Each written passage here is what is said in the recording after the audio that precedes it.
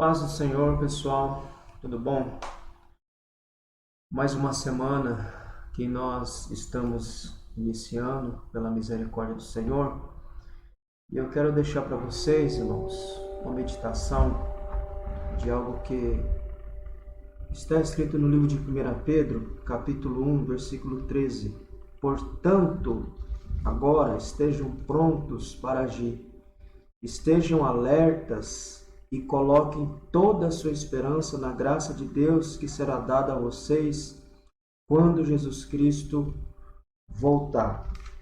Um outro texto também, 1 Pedro 4,7, assim diz: o fim de todas as coisas chegará logo. Portanto, sejam homens de oração, fervorosos e diligentes. Ainda em 1 Pedro 5,8, diz assim: estejam alertas e vigilantes, porque o inimigo de vocês, o diabo, ronda em volta, como um leão faminto, que ruge à procura de alguma vítima para devorar. Se vocês repararam, nos três textos, eu estou lendo numa tradução na linguagem de hoje, e ela já coloca um pouco mais direto. Mas se você reparar nos três textos aí, se você tiver uma revista aí corrigida, nesses três textos, a palavra que aparece aí é sóbrio. Tanto em 1 Pedro 13, quanto em 1 Pedro 4,7 e 1 Pedro 5,8, a palavra que aparece aí é sóbrio. Já nessa linguagem de hoje, o primeiro texto que a gente leu agora, 1 Pedro 1,13, diz estar alerta. O segundo, 4,7, diz estar diligente. E o terceiro, de 5 a 8, diz estar alerta e vigilante. E ele usa a questão da sobriedade, fazendo um contraste, um contraponto com a embriaguez. Porque a embriaguez, e o sentido da palavra sóbrio no texto, para explicar a questão da embriaguez, significa manter a mente. Então, quando você vê lá no primeiro texto, ele diz lá, manter a mente. Segundo, autocontrole e clareza da mente. Então, a palavra sobriedade no texto sagrado, ela tem a ver com manter a mente, e manter a mente de maneira clara e racional, autocontrole e clareza mental. Então, vamos definir a questão de sobriedade como alguém que tem autocontrole sobre si mesmo e clareza sobre a sua própria mente. E o álcool, é sabido que quando o indivíduo está ingerindo álcool, ele perde totalmente a clareza da mente, ou seja, ele perde a sua sobriedade. O seu raciocínio já não funciona de maneira correta, porque ele está totalmente embriagado e ele está sob o domínio daquela embriaguez. E a gente também pode dizer que isso é um estimulante que altera o nosso estado de consciência. Ele nos tira a sobriedade, ele nos tira a clareza da nossa mente. Então perceba que Pedro ele diz que nós que estamos esperando de fato a vinda de Cristo, nós temos que manter a nossa mente em autocontrole e com clareza.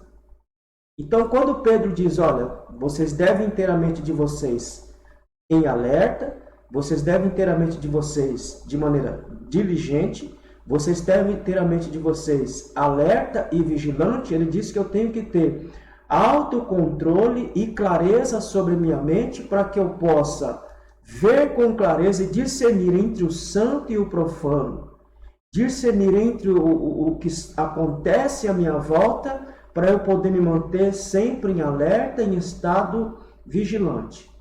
O álcool é um estimulante. Só que aqui Pedro usa esse texto também, mostrando para a gente que existem outros estimulantes que podem nos tirar do estado de sobriedade. Não é só o álcool que nos tira o estado de sobriedade. Por exemplo, existem outros estimulantes. Por exemplo, O trabalho é um estimulante que te torna embriagado. Ou seja, tira o autocontrole da sua mente, porque sua mente passa a ser dominada, controlada pela obsessão de trabalho para buscar sucesso. Isso te faz esquecer do mais importante, que é estar sempre alerta e vigilante em relação à volta do Senhor. Por exemplo, o exercício também, ou a prática de exercitar, isso também pode ser um estimulante que tira a sua clareza, o autocontrole sobre sua mente, que te deixa fora do estado de alerta em relação à vinda do Senhor. O seu carro pode ser um estimulante que possa também estar te embriagando e tirando o seu estado de clareza, de consciência em relação à guarda da vinda do Senhor. Então, querido, a mensagem para nós, para iniciarmos essa semana, é que nós mantenhamos a nossa mente, a nossa alma, sempre em autocontrole e sempre clara, para nós discernirmos o tempo que nós estamos vivendo e para nós entendermos que nós já estamos de fato no fim de todas as coisas e que o Cristo está para nos buscar. Não deixe sua vida ser controlada por estimulantes externos. Não deixe sua vida ser controlada por estimulantes que te tirem o foco de aguardar a vinda de Cristo e de viver de maneira santa e sóbria como o Senhor requer de nós. Eu quero encerrar lendo com vocês um texto de 1 Tessalonicenses, e é um texto que eu até preguei ontem na nossa congregação do Itaim, no capítulo 4, e no versículo de número... eu estou na versão, na linguagem de hoje. 1 Tessalonicenses, capítulo 4, versículo 1, que ele diz assim: e ainda quero acrescentar isso, irmãos. Vocês já sabem como agradar a Deus em sua vida diária, pois conhece as determinações que lhes demos da parte do próprio Senhor Jesus Cristo. Agora, lhes suplicamos, sim, exortamos a vocês em nome do Senhor Jesus, que vivam cada vez mais próximo daquele ideal. Verso 2. Porque vocês conhecem os mandamentos que lhes demos pela autoridade do Senhor Jesus Cristo. Verso 3.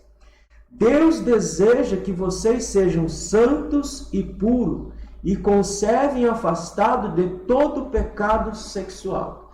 Qual é o padrão de vida que Jesus espera que nós vivamos? Ele espera que nós vivamos de maneira santa e de maneira pura. Querido, tudo aquilo que for um estimulante externo vai te tornar embriagado e vai deixar, não você em alerta, mas vai deixar você totalmente entorpecido pelas coisas desta vida e você não vai conseguir viver dentro do padrão que Deus estabeleceu para que nós vivamos, de maneira santa, de maneira justa. E existem muitos estimulantes que estão entorpecendo, que estão embriagando muita gente e tirando esses irmãos desse alvo de viver de maneira pura e santa para aguardar a vinda do Senhor Jesus Cristo. Por isso, Pedro se repete em 3 textos.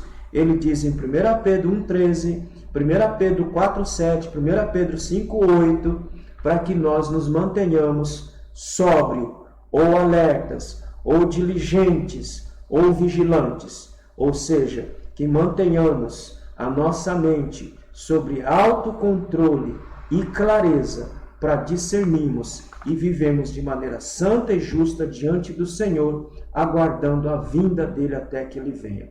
Que o Senhor nos abençoe, que o Senhor te abençoe e que você tenha uma semana abençoada em nome de Jesus e que você se mantenha sóbrio diante do Senhor, aguardando a sua vinda. Deus abençoe.